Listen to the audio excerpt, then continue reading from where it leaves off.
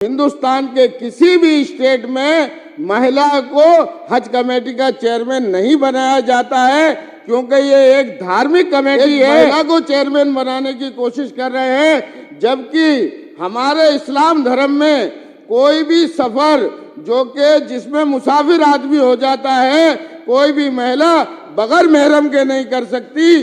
अगर हमारे दिल्ली के हज यात्रियों को सऊदी अरब में कोई ऊपर वाला न करे, कोई समस्या पेश आ जाती है, तो अगर ये महिला को चेयरमैन बनाएंगे तो वो बगैर महरम के कैसे सऊदी अरब जाएगी। जब एमसीडी में मेयर और डिप्टी मेयर के चुनाव की प्रक्रिया चल रही थी, तो अचानक एक बात सामने आ जाती है कि कांग्रेस के सभी निगम पार्षद वॉकआउट कर गए। वॉकआउट करने की जो बात सामने आई, वॉकआउट तक तो समझ में आती है, लेकिन शाम को ही पता चलता है कि कांग्रेस की एक निगम पार्षदा जो कि ओखला से हैं, नाजिया दानिश, उनको हज कमेटी का मेंबर बना दिया जाता है। अध्यक्ष जी, मैं आपसे कहना चाहता हूं, किसी भी स्टेट में कोई भी कमेटी या कोई भी मेंबर या चेयरमैन वहां की चुनी हुई सरकारें बनाती हैं, ना कि गवर्नर और लेफ्टी गवर्नर बनाते हैं। लेफ्टिनेंट गवर्नर या गवर्नर नहीं बनाते, वहां की चुनी हुई सरकारें बनाती हैं। जनता सरकारों को इसीलिए चुनती है। चलिए, इन्होंने मेंबर बना दिया, समझ में आया कि भाई एक तो इन्होंने गैर कानूनी काम करा। हज एक्ट में, जो हज एक्ट 2002 है, उसमें साफ तौर पर यह लिखा हुआ है कि निगम पार्षद की मेंबर के तौर पर मुस्लिम निगम पार्षद की नियुक्ति तो हो सकती है, लेकिन ये जो मोहतरमा थी, अभी तो इन्होंने शपथ भी नहीं ली थी। जब तक इन्होंने शपथ नहीं ली, ये मेंबर कैसे बन गई हज कमेटी की। सबसे बड़े अफसोस की बात कि ये इतना गैर कानूनी काम कि शपथ लिए बगैर ही एलजी साहब ने उनको हज कमेटी का मेंबर बना दिया।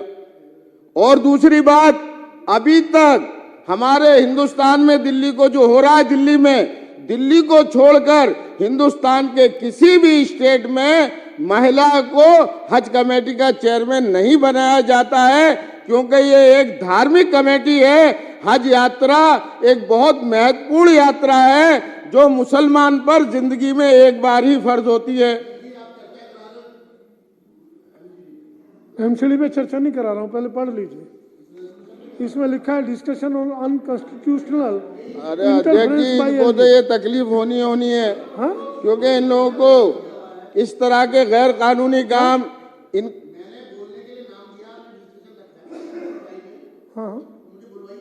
तो बुलवा दूंगा अभी। संविधान को ये नहीं मानते, सुप्रीम कोर्ट को ये नहीं मानते, इनको तो तकलीफ होगी इन चीजों से। ये बीच में इस तरह की बाधा तो डालेंगे ही। तो अध्यक्ष जी, वो मैं कहना चाह रहा था, वो भी तो हेडिंग क्या है, इसका सब्जेक्ट का हेडिंग क्या है? अध्यक्ष जी, क्या है? जिस तरह से गैर कानूनी तरीके से एलजी साहब ने दिल्ली की चुनी हुई सरकार के बगैर ये हज कमेटी को बनाने की कोशिश कर रहे हैं, और उसमें भी एक महिला को चेयरमैन बनाने की कोशिश कर रहे हैं, जबकि हमारे इस्लाम धर्म में कोई भी सफर जो कि जिसमें मुसाफिर आदमी हो जाता है, कोई भी महिला बगैर महरम के नहीं कर सकती। अगर हमारे दिल्ली के हज यात्रियों को सऊदी अरब में कोई ऊपर वाला न करे, कोई समस्या पेश आ जाती है, तो अगर ये महिला को चेयरमैन बनाएंगे तो वो बगैर महरम के कैसे सऊदी अरब जाएगी। अब ये कंक्लूड कर रहा हूँ अध्यक्ष जी, ये कहना चाहते हैं, ये कह रहे हैं और इनके आका कह रहे हैं कांग्रेस के, हमने तो ना बीजेपी को सपोर्ट कर रहे हैं, ना हम आम आदमी पार्टी को सपोर्ट कर रहे हैं। मैं इनको बताना चाहता हूं, पिछले से पिछले बार